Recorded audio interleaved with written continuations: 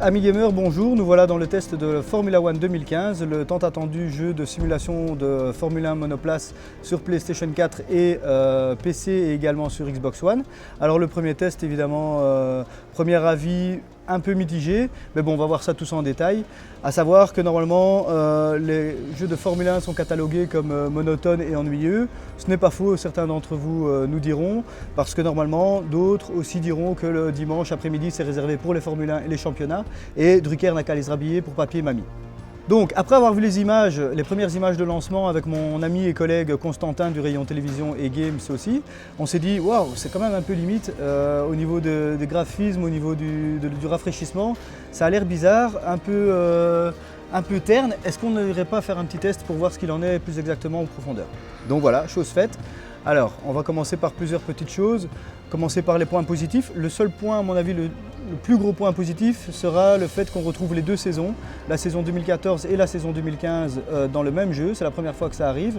Et je vais peut-être vous décevoir un petit peu, mais visiblement, ça a l'air d'être le seul point positif du jeu, quoi, malheureusement. Dans cette édition 2015, il y a un grand manque, celui du mode carrière, qui est un grand classique de tous les modes, de tous les jeux, mais ici on ne le retrouve pas.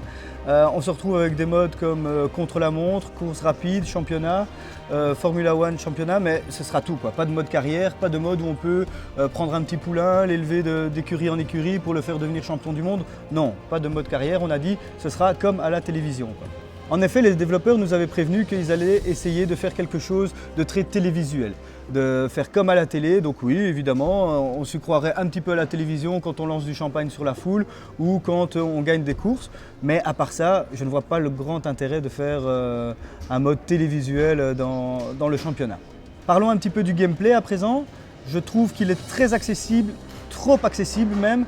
Pourquoi me direz-vous? Parce que je pense que quand on attaque un tournant, un virage à du 250 à l'heure, qu'on freine 50 mètres avant, qu'on déborde un petit peu sur les ralentisseurs, qu'on va dans l'herbe et qu'on ne se retourne même pas la voiture ou qu'elle ne perd pas du tout sa tenue de route, il n'y a que dans les jeux d'arcade qu'on voit ça pour moi. Et donc, simulation Formule 1, oui d'accord, mais simulation axée très arcade pour le grand public en tout cas.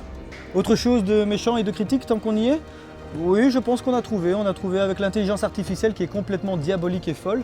Elle ne va complètement pas prendre en compte votre position avant de vous dépasser ou quoi que ce soit d'autre. Et le pire, c'est que sa trajectoire ne sera pas déviée ou ne sera pas pénalisée par rapport au fait qu'elle vous bourrine dedans. Ça va être l'enfer, mais par contre, arriver à la première place relèvera complètement du défi et vous serez un surhomme ou vous prendrez pour un dieu quand vous arriverez à arriver en première place devant l'intelligence artificielle. Tant qu'on parle de l'intelligence artificielle, je crois qu'elle est un peu de mèche avec le juge de course. Pourquoi? Parce qu'à certains moments, vous allez recevoir, pour une même faute commise au même moment, vous allez recevoir une pénalité ou une annulation de tour ou parfois rien. Et l'intelligence artificielle, quant à elle, ne sera jamais inquiétée du juge de course puisqu'elle ne recevra pratiquement jamais aucune pénalité suite à vos carambolages, au fait de vous avoir coupé la route ou autre. Voilà, c'est assez délicat et donc on regrette un petit peu, on espère tout de même que ce patch sera corrigé par la suite. Alors pour terminer, le graphisme dans tout ça. Le graphisme c'est un peu comme le reste, c'est terne, ça manque de fluidité, la vitesse de rafraîchissement est quand même des fois limite et ça amène à des saccadements. La distance d'affichage, on peut dire qu'on ne voit pas à plus de 2 km comme ça de la piste. Les décors sont un peu monotones.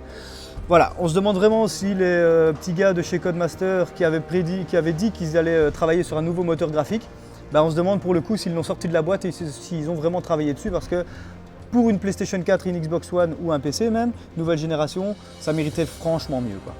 Alors pour conclure, comme vous l'aurez compris, Formula One 2015 ne nous a pas tous très convaincus. Ça reste un jeu toutefois quand même assez complet, hormis le fait qu'il manque un mode campagne. Mis à part ça, à mon avis, ça va faire un jeu très vite oublié, que les fans auront le plaisir d'acheter et de tester pendant la saison. Mais à part ça, je pense qu'on va très vite passer à autre chose. Toutefois, si les courses de simulation vous intéressent, je vous conseille quant à moi de tester le jeu Project Cars, qui est vraiment très bien. Nous avons fait une chronique, Constantin, mon collègue, a fait une chronique là-dessus il y a 2 ou 3 semaines qui a été postée sur le blog. Je vous invite à aller la voir, à tester ce jeu qui lui en vaut vraiment la peine. Avec tous les kartings, les Formule 1, les les cartes, enfin, vous avez vraiment une immense palette de véhicules à tester. Il est bien plus complet, un mode campagne, multijoueur, tout ce que vous voulez. Donc plutôt que Formula One, si vous avez été un peu déçu, je vous invite directement à foncer sur le jeu de Project Cars qui lui est bien mieux. Aussi, ce que nous avons eu, c'est l'occasion de le tester sur le volant Thrustmaster T300 qui est vraiment une très belle bécane. Nous allons certainement faire un test pour la gamme des Thrustmaster, donc le T300, le T500 et le T80. Restez connectés, ça devrait arriver très bientôt et au moins on pourra vous expliquer toutes les grandes différences, les différences de budget, de prix, de spécificité et quel est le meilleur en fonction du budget et comment choisir aussi, quoi. Donc voilà, quant à moi, vous pouvez retrouver toutes mes vidéos sur le blog de MediaMarkt Braine-l'Alleud et en attendant ça, je vous souhaite une bonne partie, un très bon test les gamers. A bientôt, ciao.